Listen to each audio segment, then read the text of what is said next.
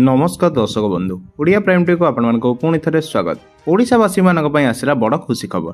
राज्य सरकार कले बहुत बड़ घोषणा। आ मात्र किछि समय अपेक्षा ओडिशा रे लागू होबाक जाउछि किछि बड़ योजना जहां ओडिशावासी हितरे हेबो। तेबे कोन रहिछि पूरा खबर ताहा जानिबा पूर्व वीडियो को लाइक करिया सह आम चैनल को सब्सक्राइब करी बेल आइकन को दबाइ दियंतु। आ किछि घंटार अपेक्षा ओडिशा रे लागू होबो आयुष्मान भारत प्रधानमंत्री जन आरोग्य योजना, गोपबंधु जन आरोग्य एवं आयुष्मान वय वंदना योजना। कटक बालीजात्रा पड़े आयोजित होगा जाउथा ए राज्यस्तरीय कार्यक्रम लगी समस्त प्रस्तुति शेष कर सारिछि प्रशासन। एही कार्यक्रम में जोगदेवा राज्यर विभिन्न प्रांतरू 25,000 अधिक लोक आसिबे। एथिपाई विराट सभास्थल प्रस्तुत करा जायछि। एही अवसर रे उभय कटक जिलापाल एवं जिला प्रशासन मुख्य अधिकारी आलोचना करिसेंति दुई उपमुख्यमंत्री। केंद्र स्वास्थ्य मंत्री जेपी नड्डा एवं मुख्यमंत्री मोहन चरण माझी आनुष्ठानिक भाव में कार्ड बंटन आरंभ करिवे। एही उत्सव रे दुई उपमुख्यमंत्री सह तीन केंद्र मंत्री धर्मेंद्र प्रधान, जुएम ओराफ एवं अश्विनी वैष्णव सह बहु प्रमुख व्यक्ति विशेष जोग देवे। एही कार्यक्रम सीधा प्रसारण राज्य में 1405 प्राथमिक स्वास्थ्य केन्द्र एवं सेठारे मध्य हिताधिकारी मानक स्वास्थ्य कार्ड बंटन करा।